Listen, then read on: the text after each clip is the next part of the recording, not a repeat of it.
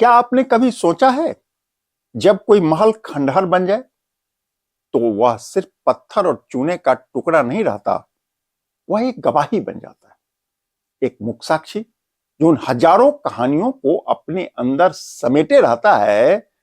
राजाओं की जीत, उनके सपनों की ऊंचाई और फिर उस दर्दनाक मुहूर्त की भी, जब सब कुछ खत्म हो गया हो।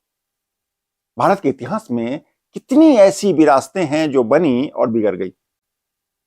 जलपाईगुड़ी का राजबाड़ी भी अब ऐसा ही एक खंडहर है, यादों में समा चुका खंडहर। एक महल जो कभी अपनी भव्यता के लिए जाना जाता था, आज विलुप्त हो चुके एक साम्राज्य की दास्तान बनकर रह गया है। 440 सालों की शान और शौकत आज खंडहर बन गया है। एक ऐसा राजवंश जिसके तलवारों की तासीर से मुगल भी घबरा जाते थे, लेकिन वो अंग्रेजों के सामने टिक नहीं सका। हालांकि खंडहरों में उसकी विरासत आज भी जिंदा है।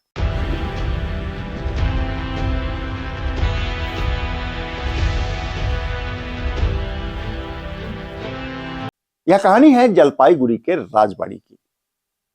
कहानी है बनते बिगड़ते एक साम्राज्य की। कहानी दिलचस्प और रोचक है। आप अंत तक हमारे साथ बने रहिए।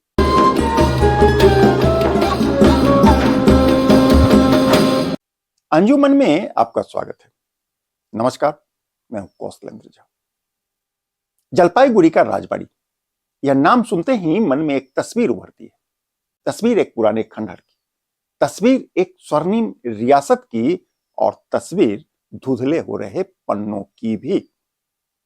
आज की कहानी 440 साल की गौरवशाली परंपरा का एक जीवंत दस्तावेज है। वह 1515 का साल था। बिस्वा सिंह असम के कामरूप में एक विशाल साम्राज्य की नींव रख रहे थे। तभी एक रोचक मोड़ आता है। बिस्वा सिंह के भाई शिष्य सिंह को राज्याभिषेक के दौरान ही रायकत का पद दे दिया जाता है। रायकत मतलब सेनापति। और फिर बैकुंठपुर का विशाल इलाका बिस्वा सिंह को उपहार के रूप में दे दिया जाता है। यहीं से शुरू होती है असली कहानी। कहते हैं कि 1522 में शिष्य सिंह ने अपने दम पर भूटान के शक्तिशाली राजा पर हमला कर दिया, उसको परास्त किया और उसके साम्राज्य का करीब 850 वर्ग किलोमीटर का विशाल इलाका अपने कब्जे में कर लिया।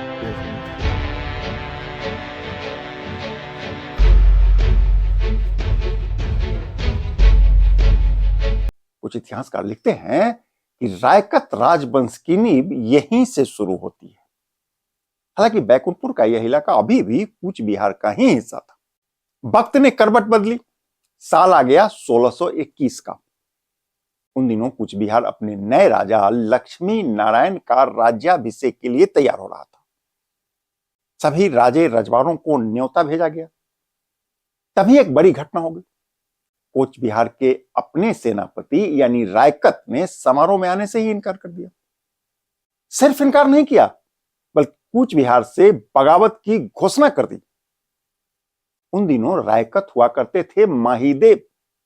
माहीदेव रायकत ने बैकुंठपुर को एक स्वतंत्र रियासत होने की घोषणा कर दी और कूच बिहार को दी जाने वाली वार्षिक कर देने से भी मना कर दिया।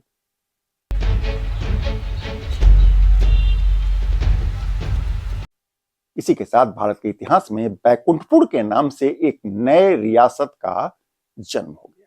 यहां आपको बताते चले कि बैकुंठपुर के अलग होने के बाद कूच बिहार धीरे धीरे अब कमजोर होने लगा था। कहते हैं कि 1680 आते आते कूच बिहार बहुत कमजोर हो गया। राजा भी बदल गए। अब कूच बिहार पर मदन नारायण शासन करने लगे। उधर मौके की ताक में बैठा भूटान ने इसका लाभ उठाया और 1680 में कूच बिहार पर हमला कर दिया। राजा मदन नारायण मारे गए। कूच बिहार तबाह हो गया। इधर बैकुंठपुर में शासन कर रहे रायकत राजाओं को यह बहुत ही नागवार लगा। रायकत राजा ने अपने दो योद्धा योग्यदेव और भुजदेव के नेतृत्व में युद्ध की तैयारी शुरू कर दी। मानस नदी के तट पर भूटानी सेना से इनका सामना हुआ। भीषण युद्ध के बाद रायकत योद्धाओं ने भूटान को पीछे धकेलकर कूच बिहार पर कब्जा कर लिया। यह एक ऐतिहासिक जीत थी।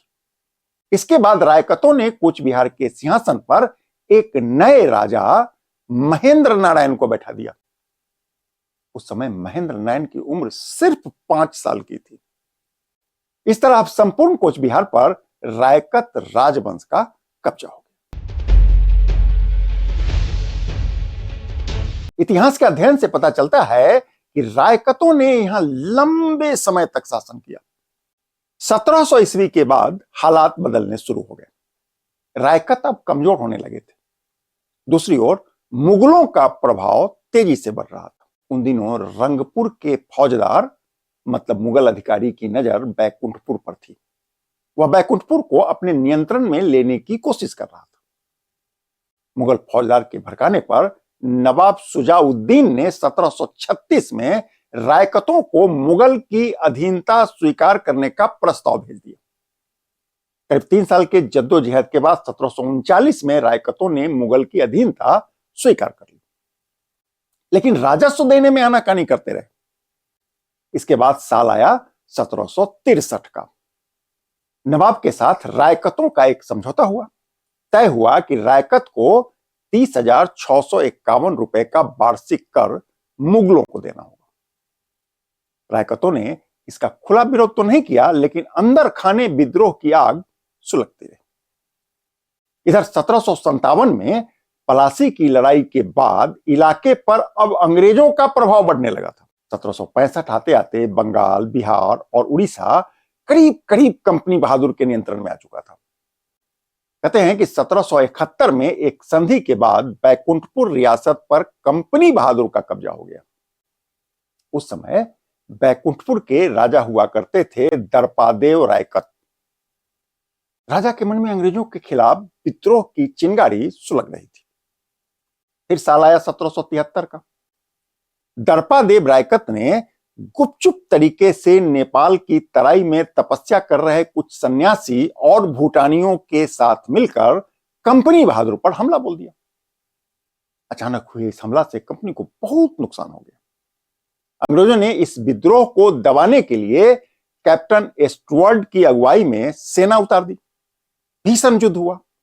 कहते हैं कि 3 फरवरी 1773 को कैप्टन स्टुअर्ट ने जलपाईगुड़ी के दुर्ग पर कब्जा कर लिया। हालांकि यह अंग्रेजों की फाइनल जीत नहीं थी। वर्ष 1789 में सन्यासियों की संगठित सेना ने एक बार फिर से धावा बोल दिया। सन्यासियों ने बैकुंठपुर पर कब्जा कर लिया और अंग्रेजों को पीछे हटना पड़ा। अगले 1 साल तक सन्यासियों ने अंग्रेजों को नाको दम करके रख दिया। लेकिन 1790 आते आते कंपनी की हुकूमत यहां फिर से कायम हो गई।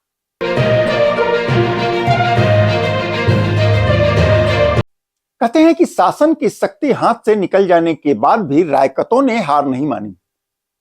सर्बादेव रायकत ने 1793 में जलपाईगुड़ी में अपने रहने के लिए एक भव्य महल का निर्माण शुरू कर दिया। एक विशाल तालाब खोदा गया। बाद में यही तालाब राजबाड़ी दीघी के नाम से प्रचलित हुआ। कुछ समय बाद फणींद्र देव रायकत ने महल के द्वार पर एक सिंह द्वार का निर्माण करवाया। यह गेट उनके पुत्र के जन्म की खुशी में बनाया गया था। इसको चूना मिट्टी से बनाया गया। इसमें सीमेंट का बिल्कुल भी इस्तेमाल नहीं हुआ है। विश्व के वास्तुकला विशेषज्ञों के अनुसार यह विश्व की सबसे बड़ी और बिना सीमेंट के निर्मित कंक्रीट की संरचना है। इसका मतलब यह हुआ कि रायकतों को उन दिनों भी वास्तुकला की बेजोड़ समझ हुआ करती थी। यह आज भी जलपाईगुड़ी में मौजूद है। कहते हैं कि 1840 ईस्वी तक यह महल गुलजार रहने के बाद अब धीरे धीरे खंडहर में तब्दील होने लगा है। हालांकि समीप ही एक और नया महल बनकर तैयार है। जानकारी के मुताबिक आज भी इस महल में राज परिवार के वंशज निवास करते हैं। कहते हैं कि भारत के इतिहास में ऐसी कितनी ही विरासतें हैं जो हमारे सामने खड़ी है, पर हम उन्हें देख नहीं पाते, या यूं कहें देखना ही नहीं चाहते। जलपाईगुड़ी का राजबाड़ी भी अब एक ऐसा ही खंडहर है, खंडहर जो कभी अपनी भव्यता के लिए जाना गया होगा। आज विलुप्त हो चुकी एक साम्राज्य की दास्तान सुना रहा है। मौका मिले तो एक बार राजबाड़ी जरूर जाइए। यह जानकारी आपको कैसी लगी? मुझे आपके जवाब का हमेशा इंतजार है।